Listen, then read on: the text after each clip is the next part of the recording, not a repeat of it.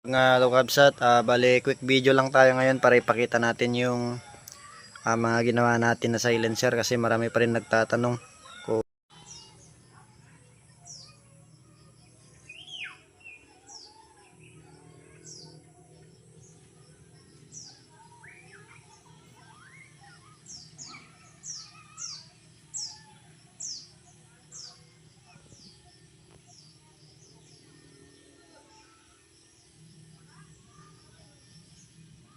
Ayan, ito yung mga silencer na ginagamit natin. So ito yung bago nating gawa.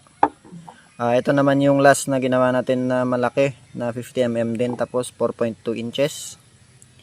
At yung laman niya sa loob ay nilagay lang natin yung 4.5 na hindi, 4 inches na ano natin dati, silencer natin. 40mm yung size.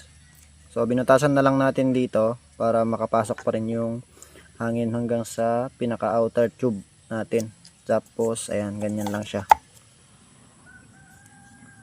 So medyo maingay kaya gumawa ulit tayo ng panibago. So next na upload natin ay yung kanyang tutorial dahil medyo mahaba. So hindi pa natin natapos i-edit. Ito naman yung 3D printed, hindi na natin to nagagamit dahil sobrang ingay. Kahit naka-install yung shroud natin, sobrang ingay pa rin. So hindi siya effective. Walang baffle siguro to, puro division lang. Kaya hindi talaga nasusuppress yung ingay ng ating laruan. At ito naman yung maliit, 3.5 inches na 32mm or 30mm. Ito yung ginagamit natin ngayon. So naka-install dito sa ating unit. Ayan siya. So test fire natin.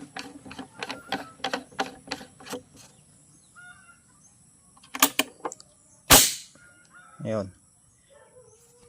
So mas effective pa to yung 3.5 inch kaysa dito sa ating 3D printed. So 800 pesos ata yung bili natin dito, 6 inches, pero wala, hindi natin magamit. Ito naman yung bago nating assemble.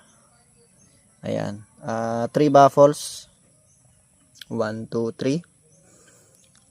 Tapos ang haba niya is nasa 3.8 or 3.7 inches lang, so mas maikli compared dito sa ginawa natin na una. So ito kasi 4.2. Tapos ito naman ngayon 3.8 inches. Testing ulit natin. Thread na ginamit natin galing sa end cap. End cap ng ating shroud. So hindi rin naman natin nagagamit yung end cap. Yun na lang yung ginawa nating thread ng ating silencer para magamit pa rin natin dito. Threaded pa rin siya. Okay, install natin. After natin to testingin, kulayan na natin para mas maganda. Lagyan din natin ng carbon sticker. Okay, testing.